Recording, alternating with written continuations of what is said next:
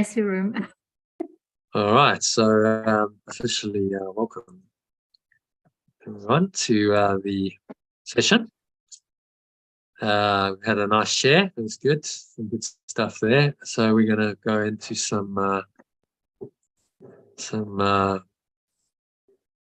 laughter yoga now, just to kick this next part of the session off. So Aurelie going to take us through some I don't know, half an hour, 20 minutes, half an hour, something like that, Aurelie. 20 minutes probably. 20 minutes, whatever comes through the mind, whatever comes through spirit. Yeah, 20 minutes or so of laughter yoga. So you want to just put your camera on. Has everyone got their camera on so we can see everyone? Elaine, you said that you couldn't because you're driving.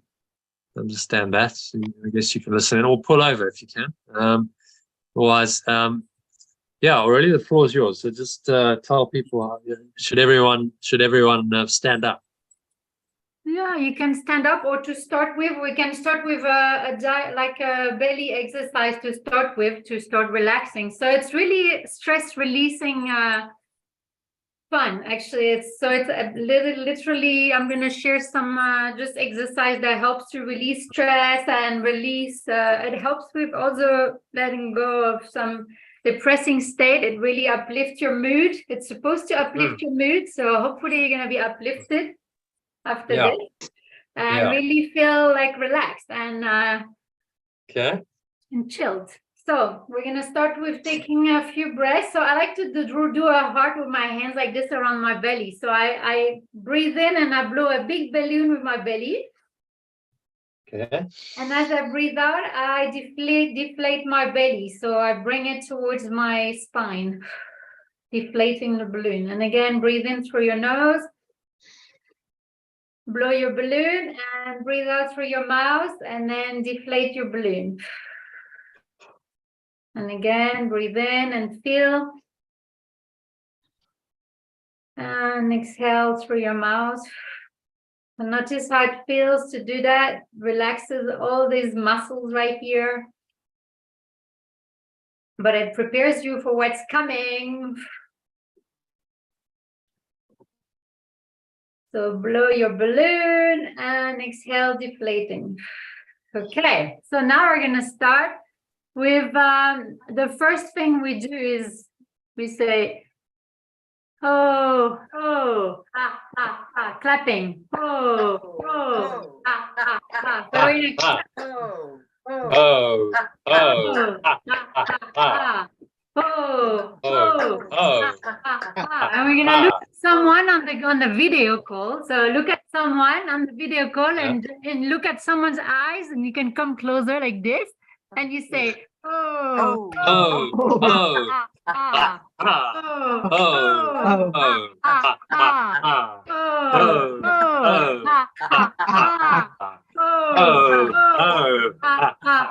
and then we're gonna start with very good, very good. Yeah. Guess who's joined us? Very good. We got a dog there. That's awesome. Dog's joined. He's like, hey, what's going on? Oh, sorry. Yeah, very good, yay. So that's how we finish each exercise. We finish with very good, very good, yay! Very good, very good, very good, yay! And then we're gonna start looking at someone again, greeting someone, and we're gonna start with the namaste greeting. Okay, so namaste. And we're gonna start just with a gentle little laugh. Ha ha ha. Ha ha ha. And we're gonna build the little ha ha ha ha ha.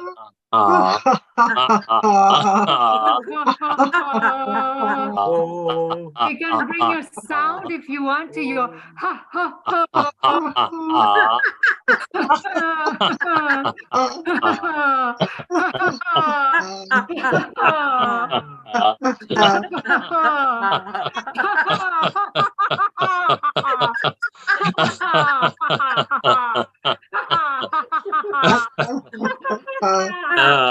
You can play with your laughter. You can play and make it sound as crazy as it wants to. So let's go. Okay.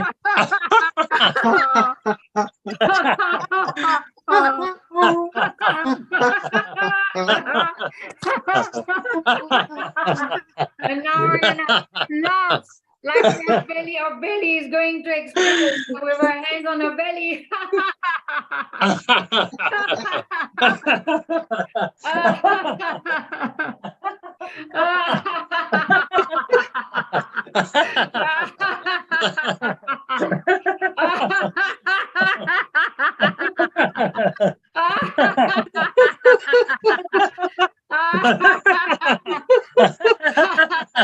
So imagine something very funny that your friend did, or he fell on his butt somewhere. He fell in a big pot of water or a big pot of mud. Imagine. And laugh.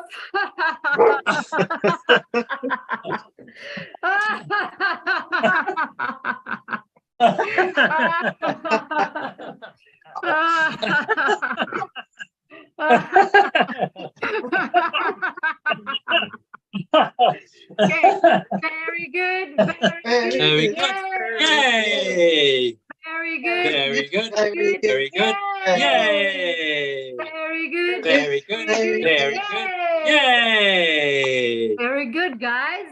And now we're going to pretend we are receiving a phone call from someone, from a friend, and we're going to imagine that someone is telling us a joke on the phone. So imagine someone's telling you a joke on the phone, and you're going to start laughing at it, laughing at this joke. Okay, you ready? No, you're kidding me. Are you kidding me? No.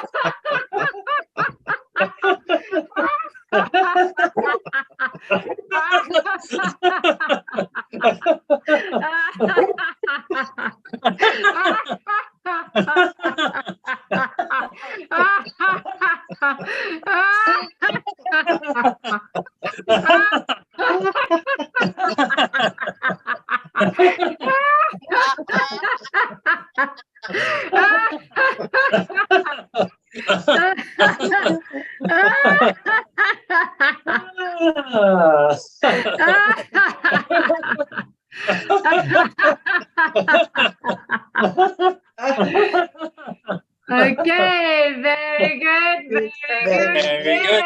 Yay! Very Very good, good. very good. Yay! Yay! Very good, Very yay! Yay! Okay, now you're going to look at someone on the call here, on the video call, and you're going to look at the eyes with smiling eyes. So your eyes are going to be the ones smiling. So you have to look at the camera.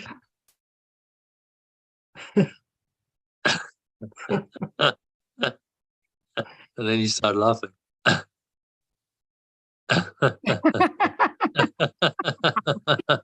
Yeah, you can start laughing. So try to come closer to the camera, guys, if you can, so we can see your eyes. Smile with your eyes.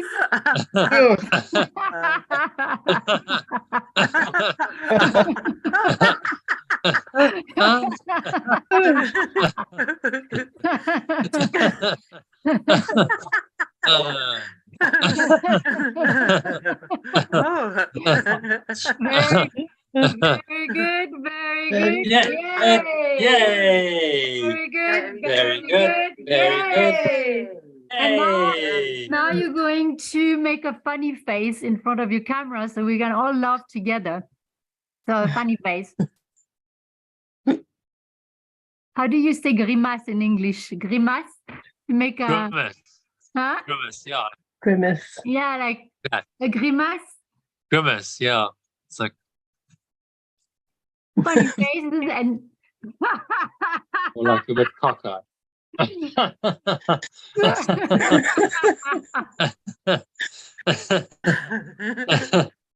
Yeah.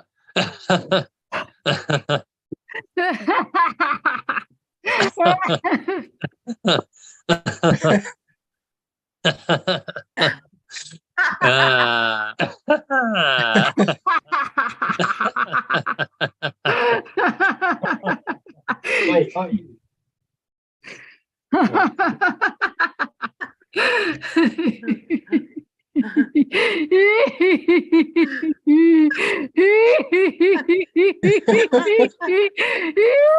Yeah.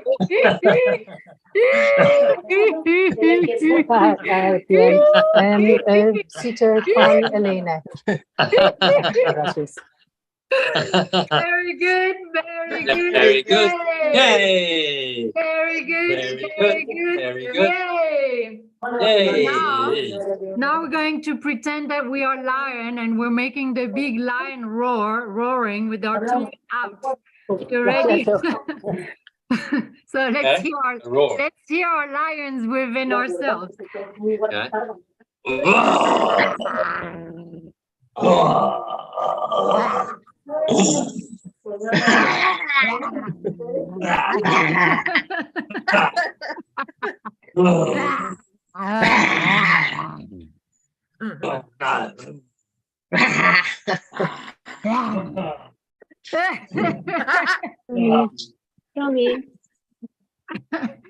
Let me hear your lions.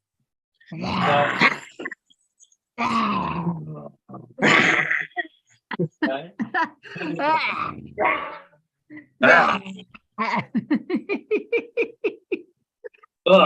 Very good, very good. Very good. Yay. Very good. Very good. Yay. Yay. And now we're going to do the pushing ha ha ha. Like imagine you are giving a high five to somebody, you're doing a ha ha ha, like clapping someone's hand. Ha ha ha, ha ha ha, ha ha ha, ha ha ha, ha ha ha.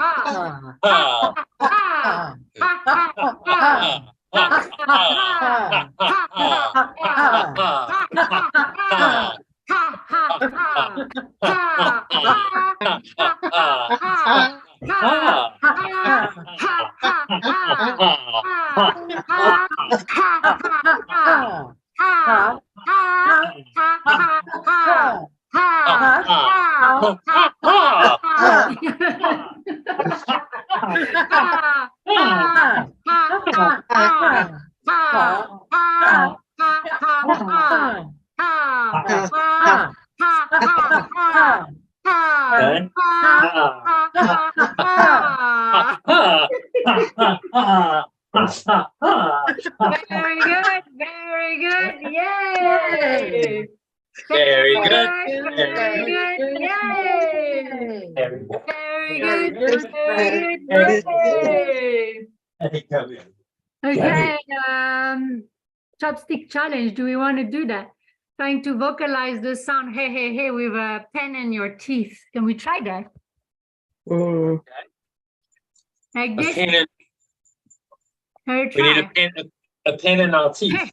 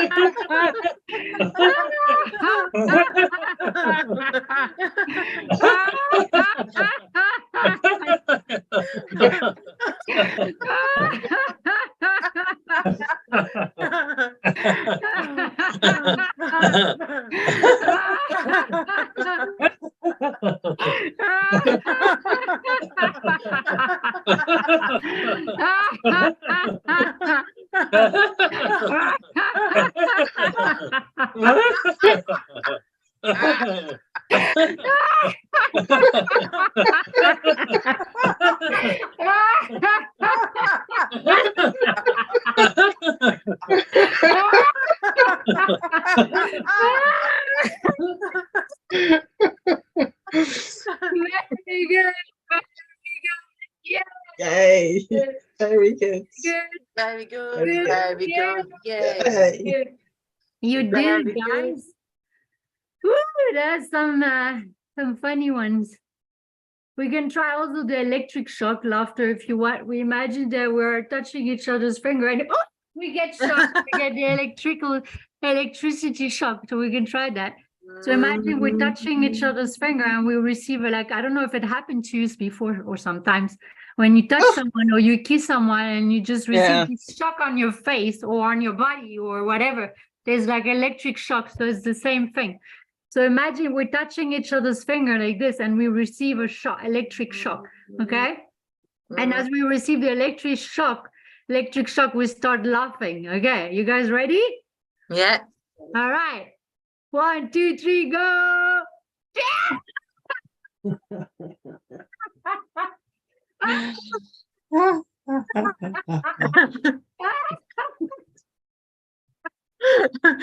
Okay, let's try again with someone else. So we look at someone on camera, we choose someone to partner with. So I see only 4 people here, so 2. So Jono, where is Jono? Is he doing with you're doing it with the dog, Jono? Yeah, he's been having a great time. That's good, that's good. I'm glad he's enjoying laughter yoga. It's a good doggy. Yeah, yes. So imagine the dog, you can bring the dog's paw. Maybe he can play with us. He can do it with his paw. Okay. I'm joking. So what do we do? You can try. He's gone downstairs. What do we do? No, I was joking, but if you can try to bring the dog's paw with playing the electric shock laughter. So imagine you're touching the paw, you're touching someone. So you choose the partner and you're touching each other's finger. And as you receive the electric shock from touching the other person's finger, you start laughing. Yeah, exactly. You start laughing. Okay. So I'll do it with you and Yad and Susie, you do it together. I'll see what Okay. So you look at each other and each other's eyes as you touch each other and you're ready? Yeah. I touched your mouth, yeah.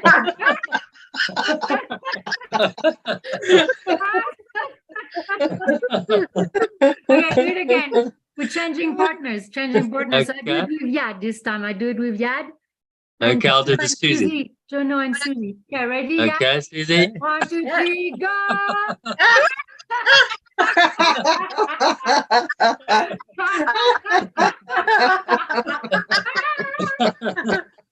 You can start shaking your body. You can start shaking your body like you got electrocuted or something. Electrocuted.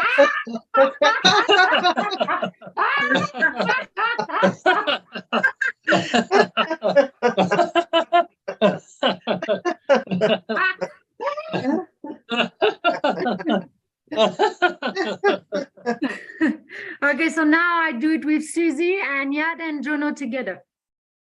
Okay. Okay. Yad, ready? Last time, let's try. Susie, are you still there? I think she froze on the electrical shock. Yeah. Susie, stay Okay. with me, stay with us. There she is. Love. You ready, Susie? Okay, Yeah. ready? We do it together. Okay, All yeah. right, 1, 2, 3, go. Go.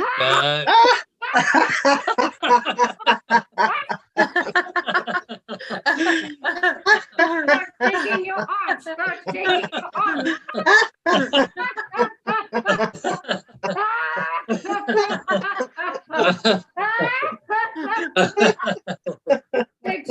Shake your arms. Shake your arms. Like you release the electrical shock, right? You release.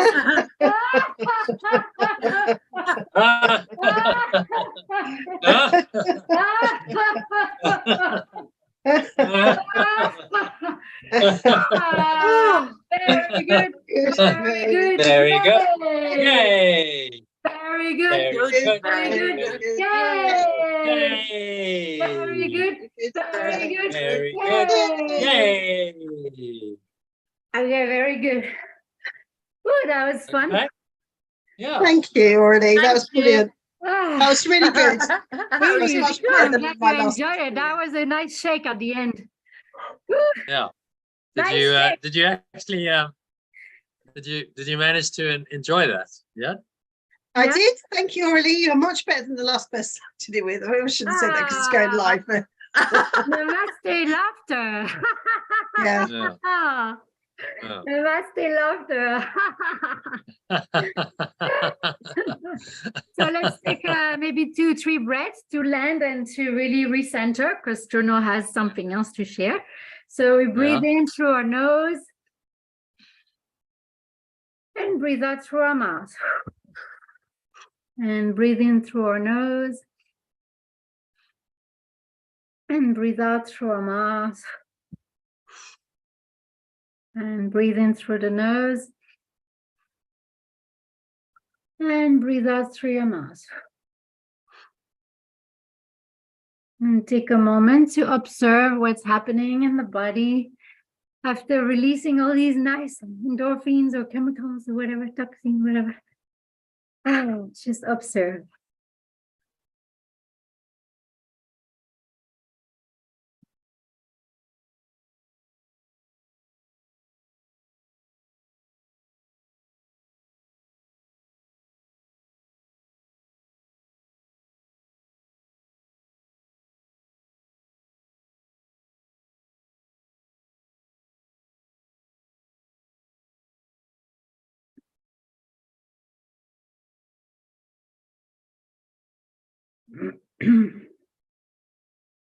And when you're ready in your own time, you can start opening your eyes again and smile.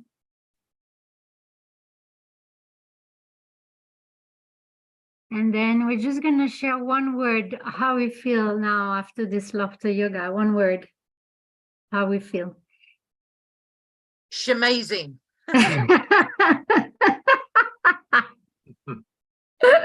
That is a good one. I love it.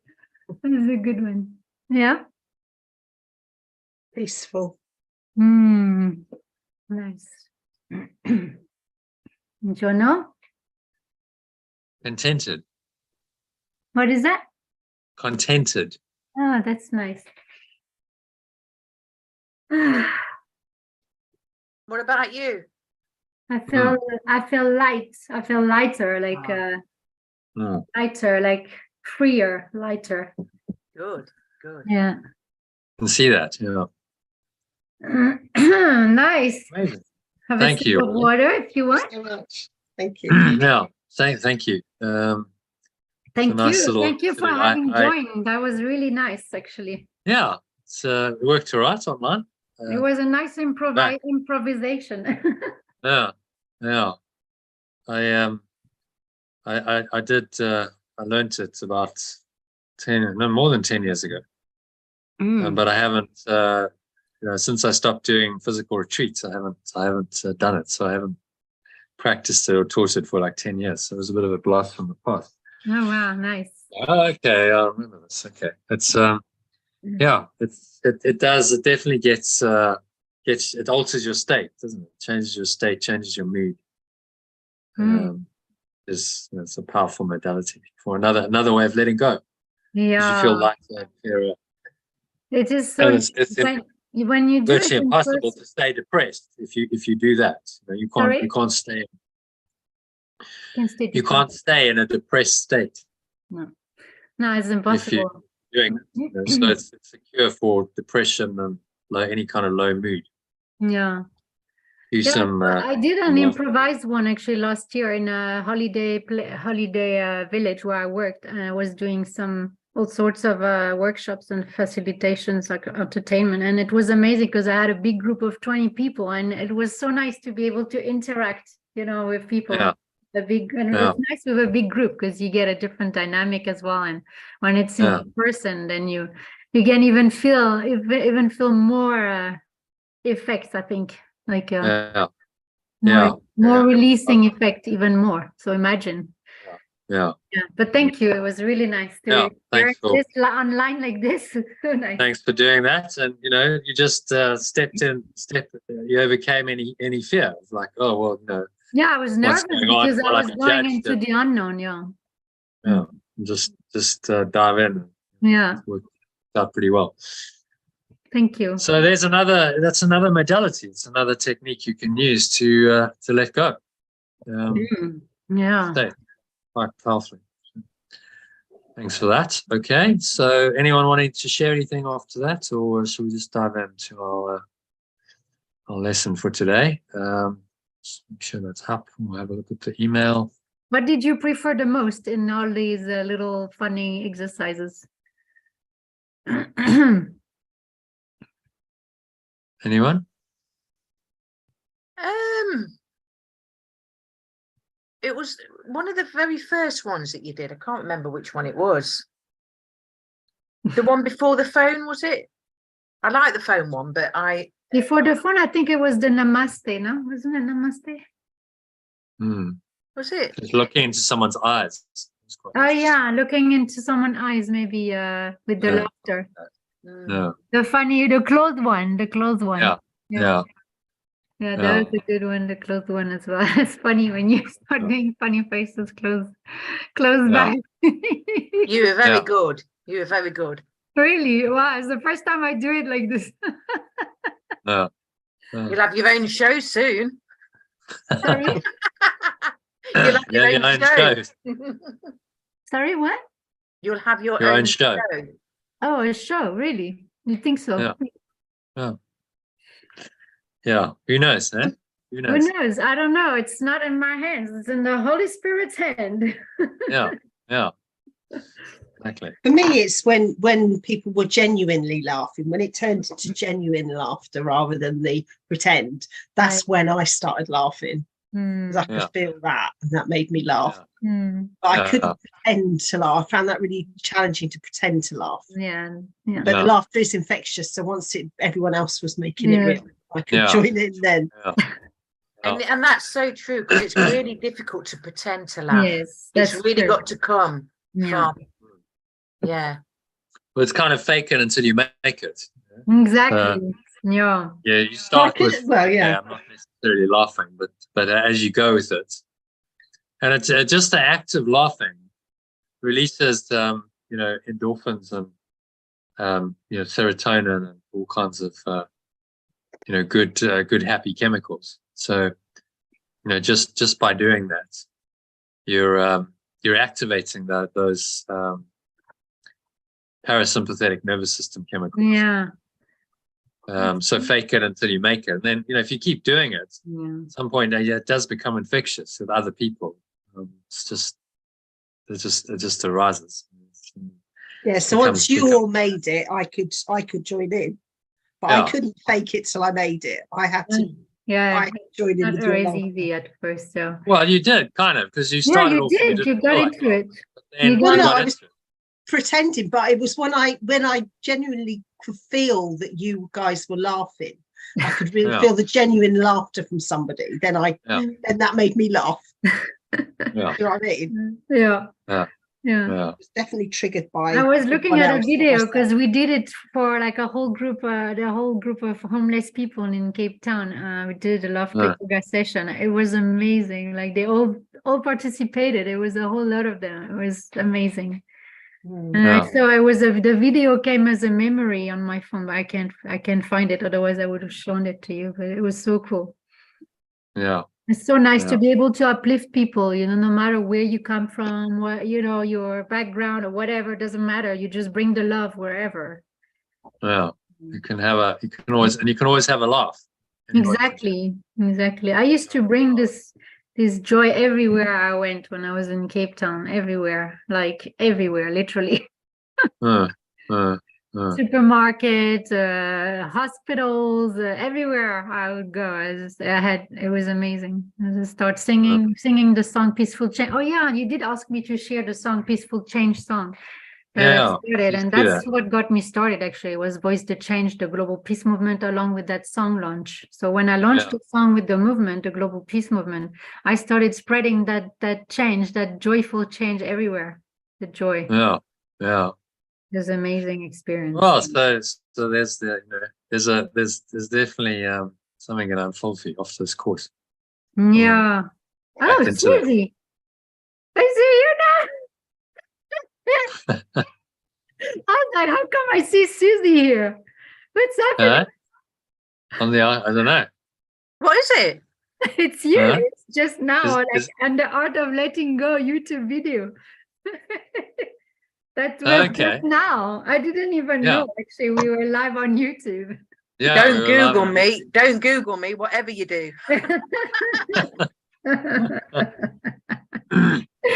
It's funny. okay, so we it's I'll share my screen. We'll have a little look at today's lesson, quote and a bit of teaching, and then go into the lesson, shall we? So who wants to read the quote? I'll do it, shall I? There is no more self-contradictory concept than that of idle thoughts. What gives rise to the perception of a whole world can hardly be called idle. Every thought you have contributes to truth or to illusion. Either it extends the truth or it multiplies illusions. Okay, so any thoughts on that? That's actually from today's lesson. It's very true, isn't it? The body of the lesson. Mm. Gives rise to the perception of a whole world can hardly be called idle. Every thought you have contributes to truth or to illusion. Either it extends the truth or it multiplies illusions. So, this is the idea. There are no neutral thoughts. It's going to be one or the other. Multiplying illusions, hence the picture, the steps leading you down the ladder of the ego seem to be multiple. Or you can transcend that and go into the great ocean of truth, which just stretches beyond that, contributes to the truth, or multiplies illusions. So Yeshua once again emphasizes the power of our thoughts. So there have been lessons on perception, on perceiving from our physical eyes, and then he switches it to thinking again. Power of our thoughts. He reiterates that every thought is either a positive one that extends the truth or a negative one that multiplies illusions. There are no neutral thoughts. So that leads quite nicely into the recorded discussion.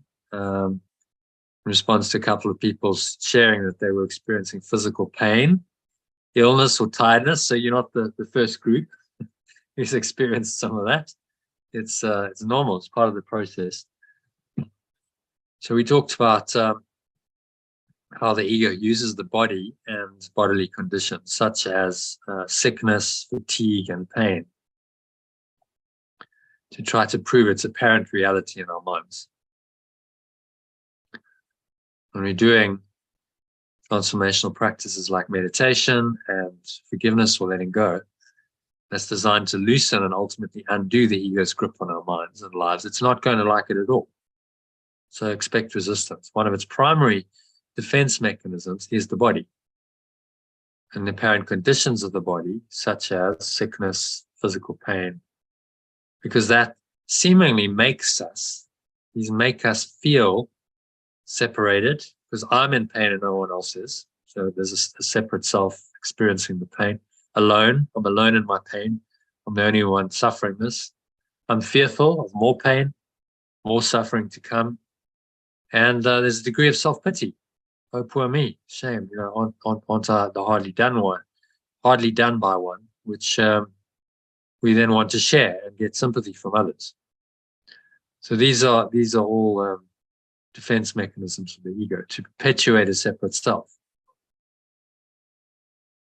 So then we did a healing meditation, which I sent out. Click here to download it if you want. So if you have time, go watch that. It's not very long, and it'll just, I think the nice thing about referencing to past groups is you can see that the themes are common. Whatever we're experiencing, whatever you experience, this is very normal reaction to this kind of thing. So that was in 2019. I ran that course. And then the David Hoffmeister video. So this is the one, Susie, that you said you really enjoyed. Yeah. Mastery Through Love. When she talks about the difference between the ego's and the Holy Spirit's thought system, how the ego insists on mastery through love, which is the basis of all attempts to improve what we perceive as our separate selves and the world in which we think we live. Okay, so that's magic. Whenever we try and improve our lives, improve our lot in life through external attempts to change the external, then it's attempt at mastery through fear. Do you see that? And it's using magic, something in the external world, instead of an internal shift to do it. So magic focuses on this external quadrant of reality. Anything that you're attempting to do, you've got a problem. The problem is actually internal, but you seek for a solution outside of you, in form, a change in form, some kind of form outcome. That's the definition of magic. So Lynn posted something. It's a pity she's not here, but Lynn, hopefully you'll get this on a recording. I was thinking about that. She said, it's a photo of her holding her hands up to the sky, with her back to the camera, it looks like. Well, let's just show that. Yeah, because there was a aurora borealis last night and the night before, actually, and we were supposed to have it here as well in Normandy. And I looked up in the sky, but she's the blessed one that saw it. It was in UK. It was an island. You were able to see it in England, parts of England, and the island, and in north of France as well. But looking up, didn't see it, so I don't know what time it happened actually. Yeah. So there's the photo. So you say, I guess this was magic, but it felt like a miracle. Yeah, it was a miracle. It's okay to share the selfie here. So magic, I mean, everything in this world is magic. You understand? Everything's a projection of the ego. But it's the purpose with which you use it. That's the key. So if you take a picture and it's a selfie that goes on Facebook, and it's, here I am, aren't I clever? We've all seen those. Like, happy, smiley. The intent is really just to perpetuate the false self-concept. Person's like, oh, look at how many likes will I get for this selfie? And they take it in a nice location and they smile. It's the Facebook life. Well, that's not really authentic. We can see that. But what Lynn is doing is, that's a symbol of victory, V for victory, and kind of reaching upwards to the stars, to infinity, symbol of the infinite, just a little person, and then look at the vast spacious awareness there, vast spaciousness in the photo. So it's much more space than it is person. And so I would say, no, that's not. It's a symbol of our connection to this infinite, vast, spacious awareness that's eternal, that's way beyond the human self. Which, if it connects you more with that domain, which is pure formless awareness of perfect love, then it's a miracle, not magic. So just because it's using form, it's symbolic, still in the domain of perception, but the miracle can operate in the domain of perception. See? So that's the difference between magic and a miracle. Magic just tries to fix things with the external, fix some apparent problems with something external. The miracle uses the symbols of the world to connect us with our source and go deeper into source connection. So painting, art, photography, these things can all be used for either. You can use it for the spirit or you can use it for the ego, depending on which purpose you give it. Does that clarify things? What the difference between magic and a miracle? So that's that because of the intent behind it, that would be called a miraculous photo, because it's taking you beyond the illusion of a separate self, I think, if you interpret it correctly. For me, that's what it speaks of. Yeah. Look at the spacious awareness. Mostly that photograph is about space. Infinite, vast, spacious awareness. And a person reaching up to touch that.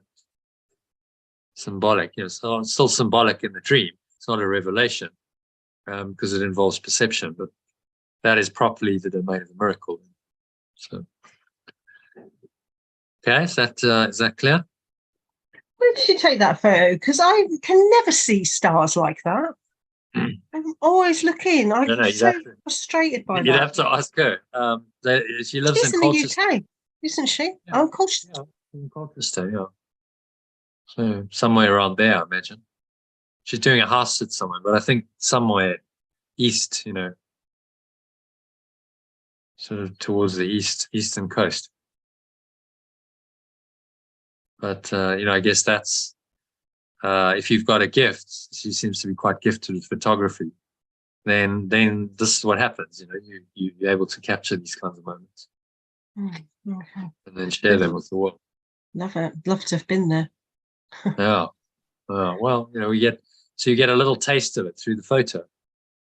And my son and his girlfriend just went to do a tour, wherever it was, a Northern Lights tour, and they saw something, but not very much. And then this week is like the best lights.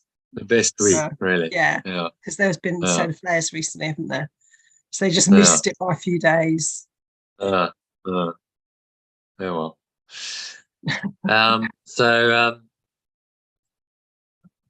I think that prepares us quite nicely for today's lesson. So any comments on this mastery through love? Talks about the difference between the egos and the Holy Spirit's thought system. Ego insists on mastery through fear. It's the base of all attempts to improve what we perceive as our separate selves, the world in which we think we live. So that's what magic is. I think I'm a separate self, identify myself as a human in a body, and I think if I do something, then that's going to improve my lot in life. It's going to make me happier.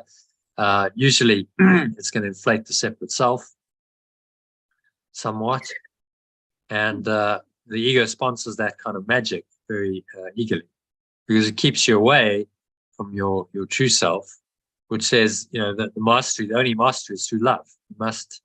You must connect with this essence of love, and let that then inspire you. So you're not trying to overcome fear within the ego's thought system of magic, because that's never going to work. You're going into the love.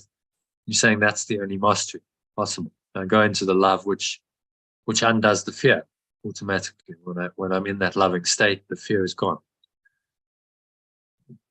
Yeah, I haven't had a chance to watch the video yet. I will watch it later. Yeah. I think we laugh too hard. We both have a. Well, maybe. Maybe it loosens some stuff up. Yeah, it does. I'm sure it does. Okay, so that leads us into today's lesson. So, Orly, will you read the main idea and then paragraph 1? I have no neutral thoughts. Okay. And the idea for today is a beginning step in dispelling the belief that your thoughts have no effect. Everything you see or perceive is the result of your thoughts. There is no exception to this fact. Thoughts are not big or little, powerful or weak. They are merely true or false. Those that are true create their own likeness, and those that are false make theirs. Yeah. So any thoughts on that? Yeah, so all our thoughts have an effect on the truth or on the illusion. So it extends to the truth or it extends to the illusion. Yeah. And everything we see or perceive is the result of your thoughts. Well, it's a kind of a mind-blowing statement, really. Completely changes our perception of what reality is. So the universe begins to look more like a great thought than a great machine, is what this is saying.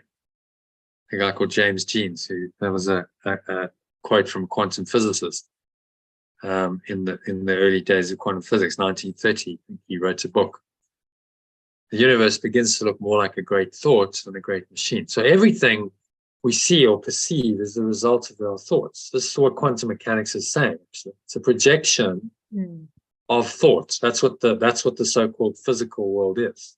All thought, but now crystallized and made seemingly real in form.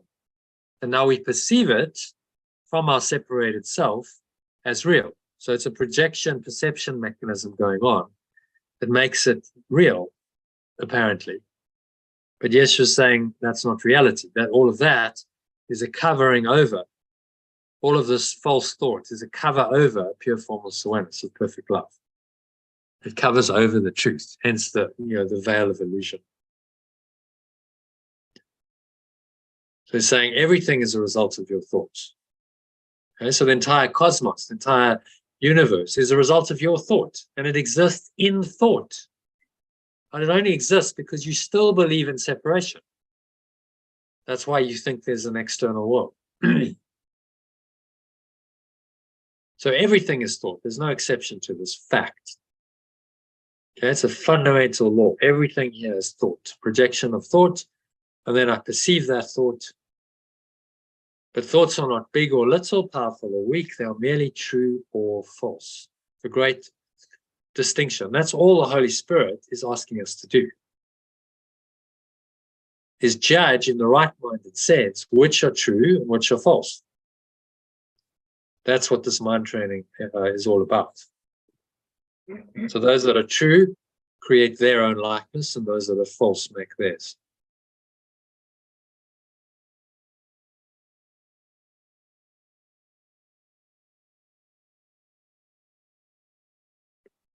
Could say those that are true extend their own likeness. Those that are false make theirs. So that's the difference between create and make. So we had the text was on judgment last night. Yeah. So the only true judgment, the Holy Spirit's judgment, is what's true and what's false. That's the only judgment it makes. It says honor the truth, believe in that only, and let go of what's false. It doesn't evaluate what's false. It doesn't go into it and say, well, that's big or little or powerful or weak. It simply says that is false.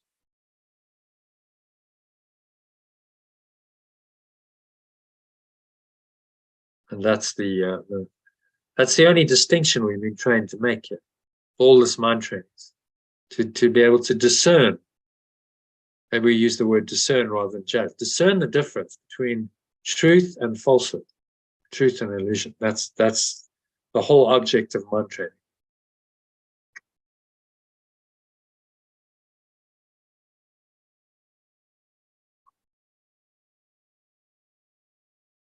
Okay, so I'm happy to move on to number 2.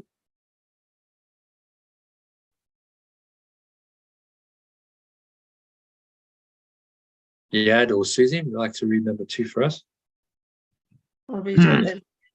There is no more self-contradictory concept than that of idle thoughts. What gives rise to the perception of a whole world can hardly be called idle. Every thought you have contributes to truth or to illusion. Either it extends the truth or it multiplies illusions. You can indeed multiply nothing, but you will not extend it by doing so.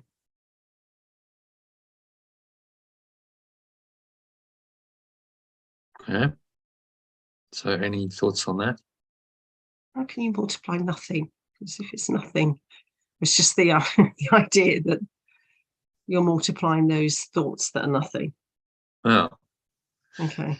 Well, that's that's the impossible dream we've given ourselves. We've multiplied nothing, the Which is thought impossible. system based on nothing, into something. That's the illusion. It's invented. Nothing has become a whole world, a whole universe that's apparently vast, huge, billions of light years across. We've multiplied the thought of nothing into something that seems to be enormous. But you will not extend it by doing so. And so love extends within. Love extends into infinity and eternity. The multiplication of nothing leads to more nothing. So it doesn't matter how much we multiply illusions, which we've been doing for a very long time.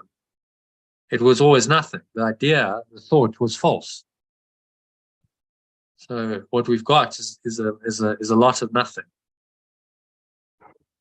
The universe is this enormous fake world based on a false idea, projected out, multiplied over and over and over again to create an entire illusory world. But it's not true.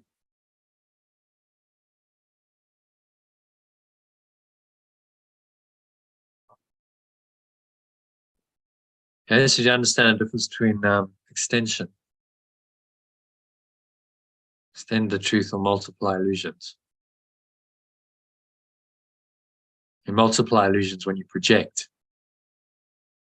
Whenever you're projecting your false self-concept onto the world, then you're multiplying your illusions. And that's what most people use the world for, just multiplying illusions rather than extending the truth. Yeah, we saw it with COVID. Yeah, multiplication of nothing, a thought system based on nothing, fear, and then this gets multiplied and projected out, and it's a virus. It consumes the mind. But it's really based on nothing. There's no substance to it. Lessons to be learned. So he says, stop doing this. Don't multiply nothing, because you can do that if you misperceive and you choose incorrectly. You can multiply nothing. But if you multiply nothing, how can you expect to be fulfilled? Because there's going to be that emptiness. It's like, what am I really doing? There's nothing of true substance, true value here. So we feel that emptiness. And then we think, the ego says, well, keep multiplying nothing. And eventually that's going to work. That's going to fill the hole in you, which is a lie. It's not. So that's the use of magic. I use magic to try and fill the void within me. And the more I get and the more I do, the more I multiply nothing, it's going to work eventually. So people go on these tracks of, trying to achieve things externally, achievements, money, power, fame. Talked about celebrities, that's a path they all take. Mostly they take. And they're trying to multiply nothing to something, to fill the void in their minds, in the hole in their souls. But they end up being disillusioned and disappointed, because you can't really multiply nothing and expect to get something of value. It's not possible. So they end up with all this stuff that they've seemingly accomplished, and they might have made money, and they've got all of those trappings of success, and yet they've just multiplied nothing. And so there's no deeper happiness or awareness of truth. Did you talk about God's glasses before? Was that you? Was that something I watched on a documentary? God's glasses. I don't think I've talked about that. So somebody who passed over, apparently they would, it was near-death experience, and they were told to look at their lives, and they could see what they'd accumulated in what you just said. And then they were told to put on this big pair of spectacles, and then they were to look again, and they could see the things that actually mattered, which were the kind words to somebody, all the things that you're talking about, the truth, the kind of the miracles that they'd created. And those were the things that mattered. So they called it I think I'm sure it was God's glasses. Anyway, sorry, I thought that might have been you. Yeah.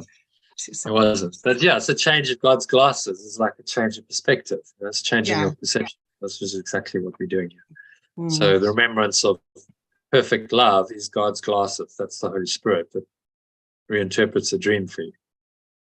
And somebody says, look, don't try and multiply nothing and expect that to work. You're never going to find happiness or fulfillment or peace of mind in nothing. Okay. So number 3, Susie, if you can read number 3 for us, besides your recognizing the thoughts. Besides you recognizing that thoughts are never idle, salvation requires that you also recognize that every thought you have brings either peace or war, either love or fear. A neutral result is impossible because a neutral thought is impossible. There is such a temptation to dismiss fear thoughts as unimportant, trivial, and not worth bothering about, that it is essential you recognize them all as equally destructive, but equally unreal. We will practice this idea in many forms before you really understand it.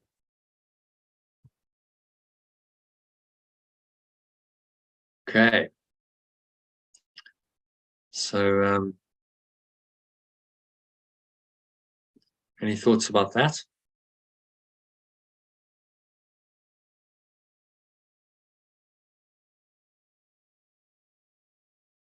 It's amazing how I'm noticing, or how we can really dismiss the fear thoughts, can't we? As not important or whatever. I mean, it's okay to acknowledge them, I guess, but they are destructive and unreal. Yeah. Depending on what you're thinking about, I guess. And really, we should stop thinking. Well, no. Thinking, and when he talks about thoughts, as a capital T, sometimes he does that in the course. He's not talking about the kind of thinking that you used to. Subject-object thinking. Susie, I'm thinking about this person, situation, place, event, object, whatever that's in my life. That's not the thinking he's referring to. It's actually the thought that goes beyond the dream world, beyond the illusion. So it's just an awareness. We translate these things as awareness. Just is. There's just this awareness. True thought with a capital T is not subject-object dualistic thought. It just is.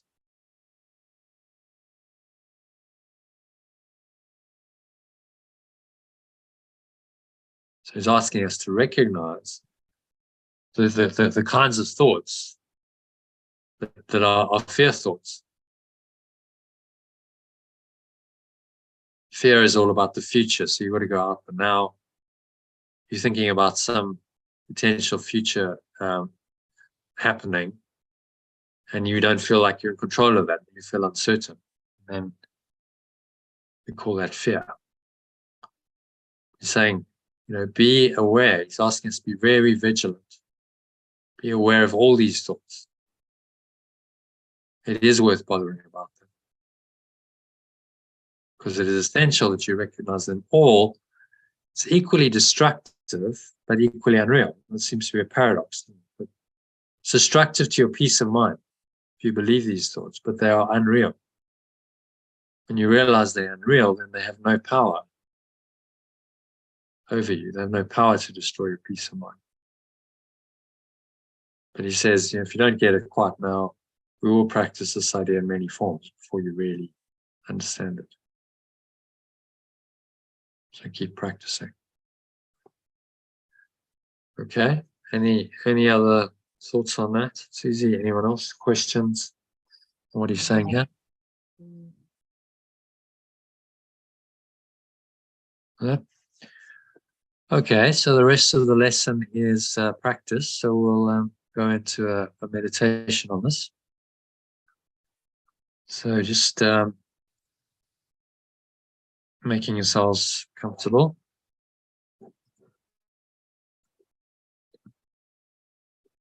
So we're going to meditate on the lesson 16 for 20 minutes or so. So getting yourself in a comfortable position. Meditation posture. If you're sitting on a chair, feet shoulder width apart, back straight, cup your hands in your lap,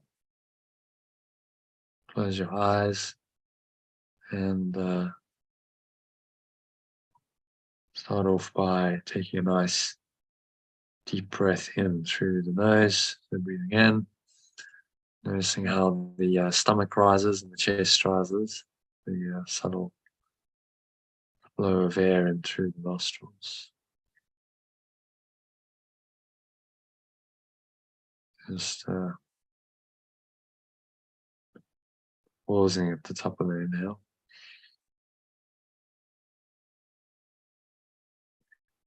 So you're going to check in as normal. Scan your mind in the spacious awareness created by the breath. Imagine you breathing this awareness into every pore, every cell, every muscle of your body. Clench the sphincter muscle to lock the energy in. Raise the energy up your spine to your heart center. You put one hand on your heart just to connect with your heart's center. And draw the energy up all the way to the crown of your head. Pausing there. Top of the inhale. So it's a maximum inhale breath.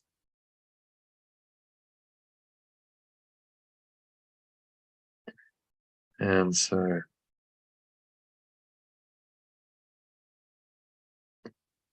now just scan your mind. Whatever thoughts are going on, just recognize them.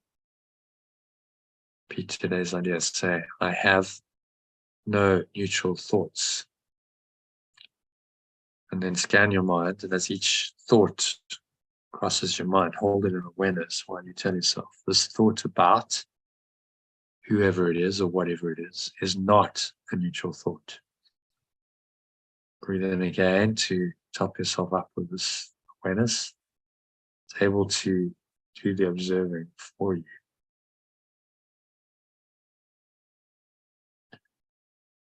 Do that for whatever crops up. Just thought about whatever is not a neutral thought. If you're aware of a particular thought that makes you especially uneasy, then say this thought about whoever or whatever is not a neutral thought because I have no neutral thoughts. And then you blow it all out.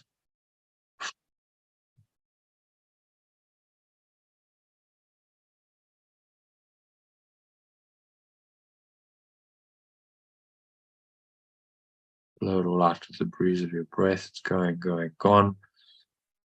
To the nothingness that it really is. Exhale. Let it all go.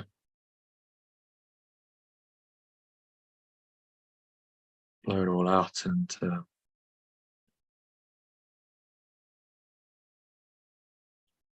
just rest here in this peace and stillness. Lie beyond.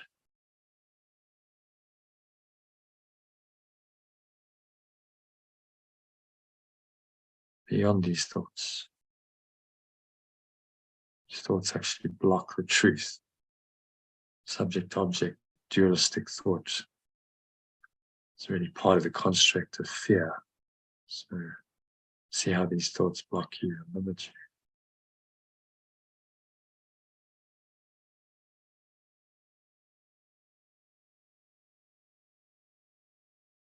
So there's really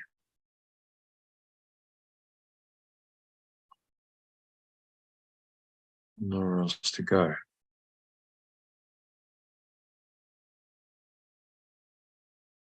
And nothing else to do, nothing else to think about.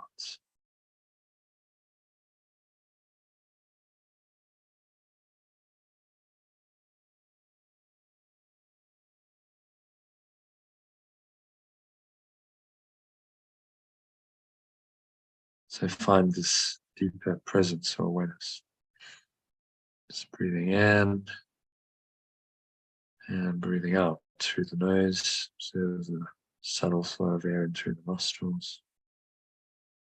You just focus on that very simple breath.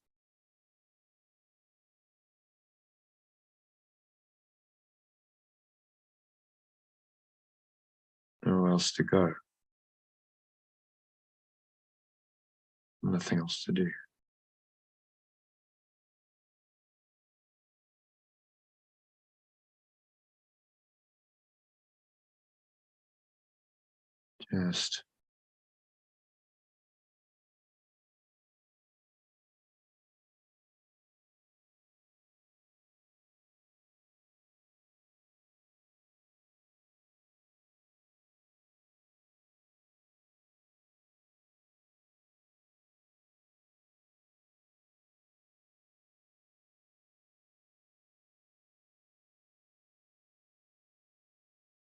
Just sinking into this deep peace. Peace that surpasses all understanding, it's been called. Beyond thoughts.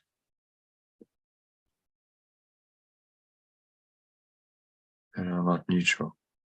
Thinking about truth or about illusion. Those are your only choices. Any subject-object dualistic thought is illusion. It's part of the ego's construct of fear. So then your ego says, well, that's possible. How can you let go of thinking about a world entirely?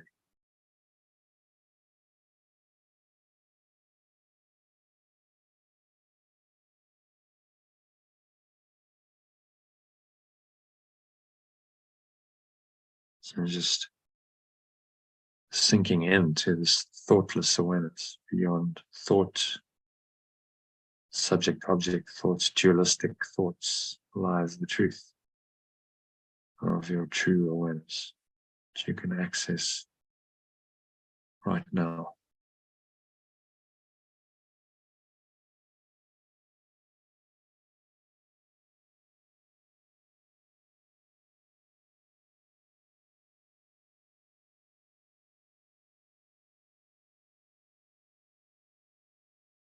Nowhere else to go, nothing else to do,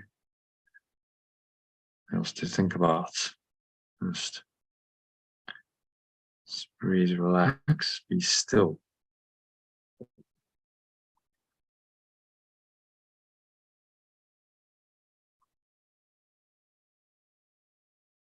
Bible says, be still and know that I am God. So be still and know the I am presence that's within you. Before thought, subject, object, dualistic thought was invented, this I am presence, this self was there in the beginning.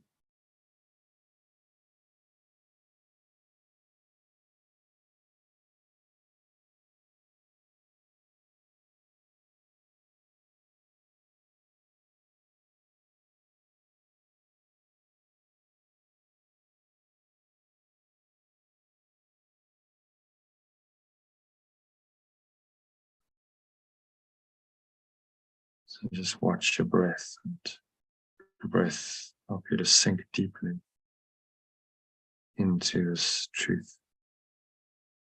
Thoughtless awareness, pure formless awareness, perfect love. Let that just arise in your experience.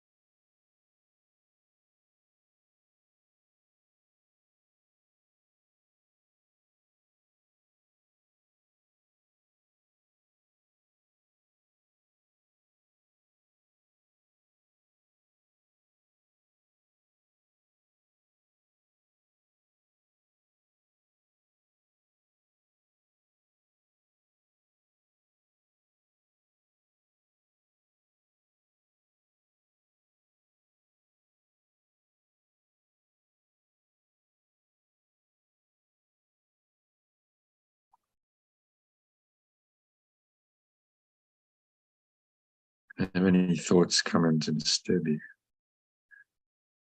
Subject, object thoughts, dualistic thoughts, thoughts about the past, the future.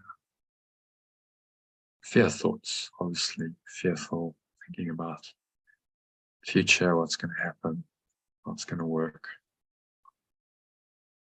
A little bit of uncertainty and doubt coming in. Just observe that and remind yourself that this thought about whatever it is, my future, what's going to happen in this situation, whatever it is not a neutral thought.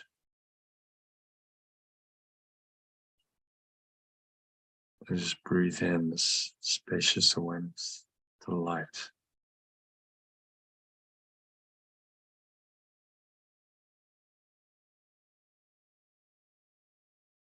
So you exhale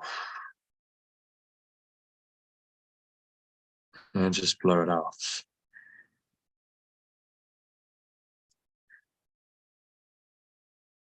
Letting it go.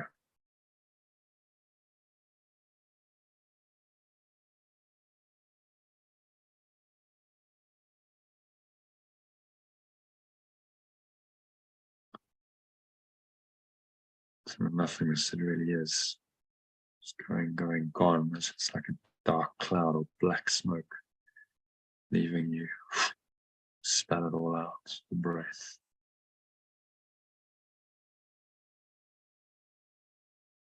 And you just rest in the peace of God. Rest in God as one rests.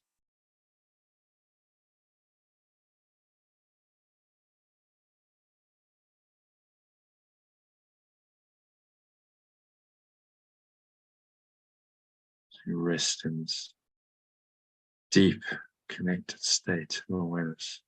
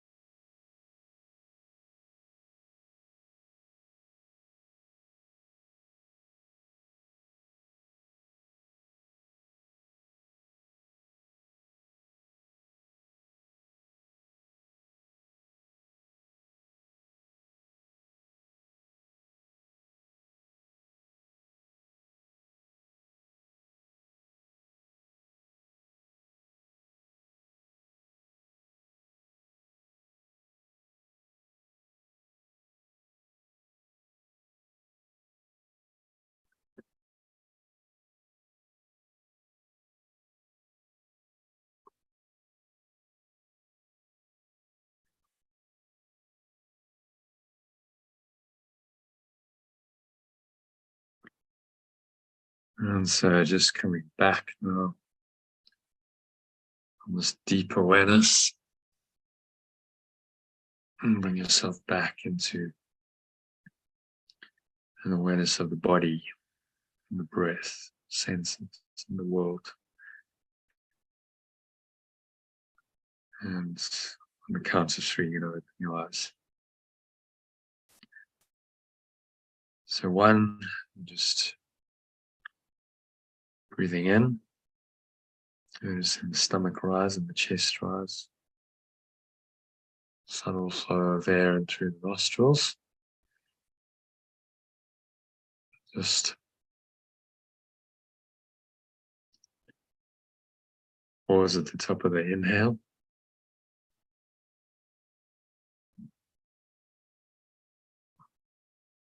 Smile.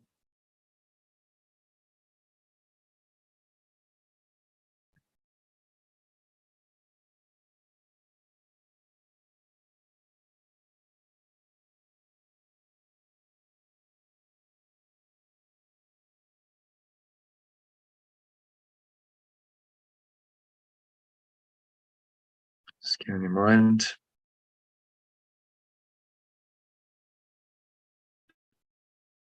And notice any thoughts again. Related emotions, body sensations, and just say, this.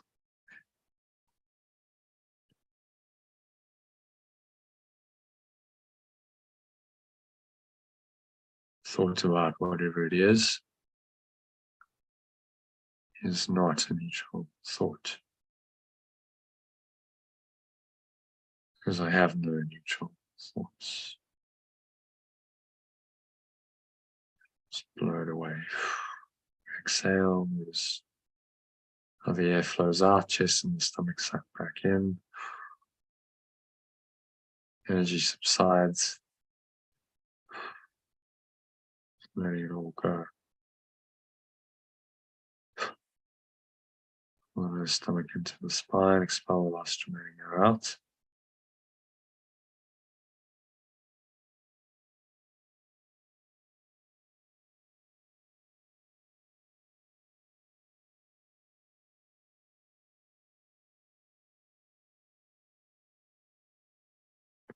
Notice the weight of your body pressing down into the chair, your feet touching the ground. Notice what you're feeling. Your body touching, maybe there's a subtle taste in your mouth, smell in your nose. And notice what you're hearing, surrounding environment. Just noticing all these things from this very still, calm and surrendered state of mind. So you're going to anchor in to your awareness.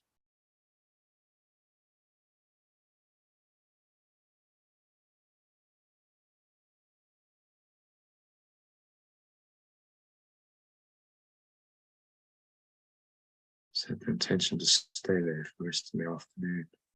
To help you do that, you might want to top yourself up with a little breath break. Send you a short 3-minute recording or a long 10-minute one. You can listen to that just to practice the lesson and reset if you find yourself going out of the now, going into false thought, past, future thoughts. And just bring yourself back to reality with this lesson. So now on the count of 3, open your eyes. Just take a minute to look around. So apply the idea to whatever you see. All right, so look around. Notice any thoughts that arise in connection with any objects. And then just say this thought about whatever it is not a neutral thought. And move on to something else. Do that for half a dozen objects. If you find no thought coming up, there's just observing things without any conscious thought, then that's the sign the exercise has worked. You're actually in the awareness that underlies thought. And so that awareness, pure formless awareness, is actually neutral. It's not good or bad. There's no duality to it. It just is. Beyond thought, as we can conceive of thought. It's pure awareness. You can stay rooted in that awareness even while you're operating in the world. Sense perceptions are coming in, data is coming in, but how you interpret it is very peaceful, very clear, calm. So the fear program of the ego, separate self, is not interpreting the data. That's what these mind training exercises are all about. Installing another self, another operating system in your mind, so that you interpret the sensory data differently, and that forms a completely different perception.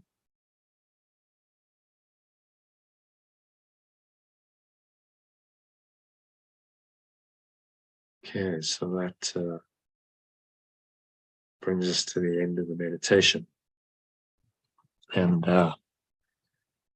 of today's session. So thank you everyone for that. Thanks Aurelie for the laughter yoga, and I'll see you again in about 2.5 hours. We've got an evening session doing a text reading on creating versus the self-image. Thank you, Juno. Thank you. Oh, it's a pleasure. It's quite relevant because we're dealing with self-image and deconstructing the ego. So it's interesting how the text has kind of journeyed with us. It's synchronized. Kind of synchronized. I didn't actually consciously do that. Just how the course seems to have worked. So so it'll be another good session. So join at 6 p.m. We're going to start. So give a bit more of a break. I've got to go walk a dog and maybe do a bit of exercise. So 6 p.m. Join. That's UK time. 7 p.m. your time. Or earlier, that would be 8 p.m. South African time. And it's 6 paragraphs.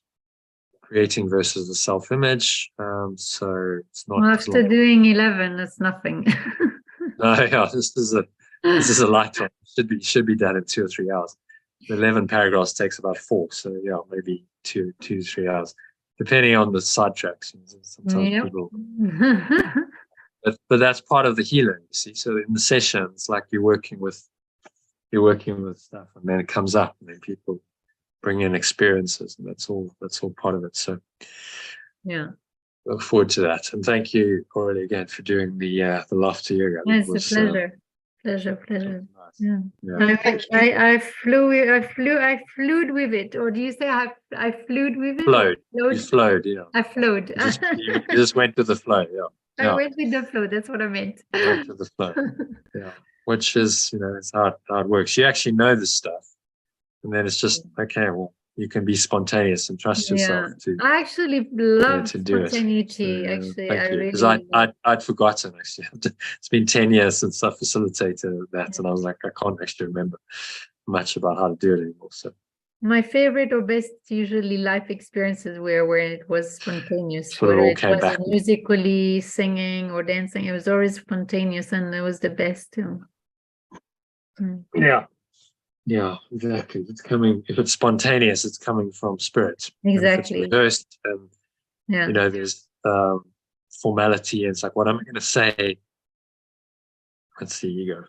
Because you're in the thinking mind. The minute you think, you're like. Yeah. And it's about. I had a friend when I started Lifebook. He was a motivational speaker, very successful. I mean, he was good at what he did. but he learned, he trained in drama, so he trained as an actor, and so he performed. It was a performance. Yeah. It was like he had he'd written it out. You can see what he did. He'd worked his speech out. He'd written it out line by line. He learned it. He learned it like you'd learn lines in acting. He learned it verbatim, including the pauses and the jokes. And because I listened to it a couple of times, I was like, it's exactly the same. There's nothing different about it. So he had it nailed down to 1 hour. He could deliver it in exactly an hour, which is exactly what the market wanted, right? You've got an hour slot. We want you to be finished in an hour. And then you kind of have to do that, don't you? You have to learn your lines. Otherwise, how do you know it's going to be an hour or not? You might not have finished. But it was very, just I just didn't resonate, because it's like, but this is, you're not really speaking from your heart. Yeah. It's not like what's like reciting a lesson. Like you're giving a performance, and just didn't really resonate. So we couldn't continue in our partnership. That reason, I've never given the same talk twice. I just couldn't do it. It was like I can't go and learn this verbatim and just say it, because I mean, in a week's time it might change. I might have a new idea. Do you see how it limits your growth? Yeah. Do you know? Do you know Bruce Copley by any chance?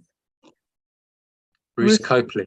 Yeah, he's a friend of mine. He plays over 140 instruments, and he's made instrument out of his imagination. He could play, for example, he could play like a pipe, he would play tunes out of a pipe, out of anything, a straw. He can play tunes out of a straw. I mean, it's mind blowing, and that. Every time he plays something, he takes you through this spontaneous experience. So that's the same thing. It's like every experience is never the same. And he's actually tour around the world, actually doing his workshops. Like, is a international, well-known, renowned. I might have actually met him. Edutainment. Yeah, I did meet Bruce. Was he Copley?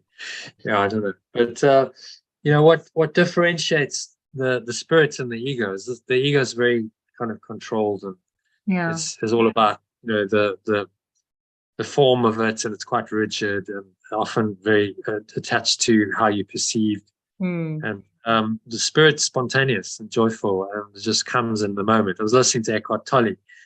He said, when he started off his speaking, he said there were a couple of times where he went into thinking mind, and he said, well, what am I going to say?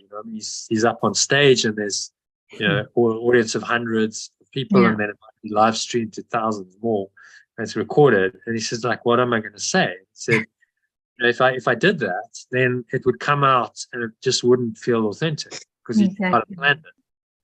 So he learned just to go, okay, I show up, I'm on stage, and whatever happens. Yeah.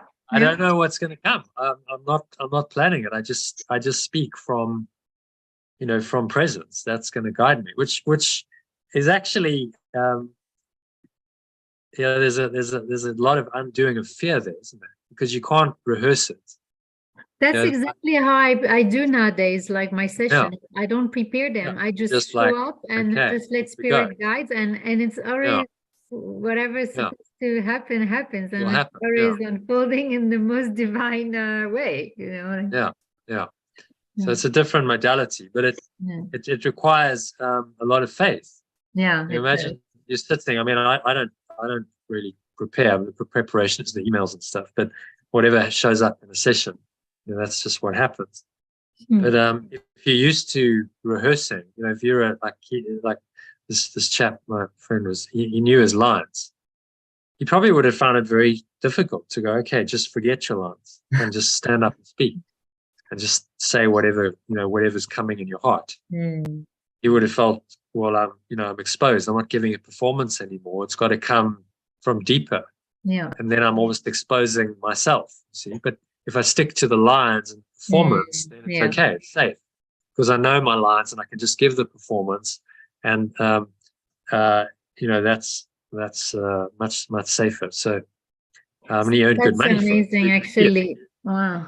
I just remembered actually 2 weeks ago, I decided to surprise this little girl. I do session with on Wednesday, and I brought my accordion, and I didn't know, like, it was amazing. So I made her sing with me, and I made her, she actually, she said to me, oh my God, she's so sweet. She's only what, 6 years old. And she said, it was my dream to play the accordion. And I was like, really? And so I got her to try to play the accordion because that was her dream. And you know, you never know. In 1 minute, you can make someone's dream come true, like in these kind of spontaneous things that you do, you know, like when I just let spirit guide. And I don't know. I thought that day I was going to bring the accordion and see what happened, and that's what happened. And she said it was my dream. So That's a miracle, yeah. So a miracle, yeah. it opens us up to the field of much greater possibilities if we're willing. It requires the overcoming of fear, which again we'll be talking about later. As you can see, the mind can be very fearful.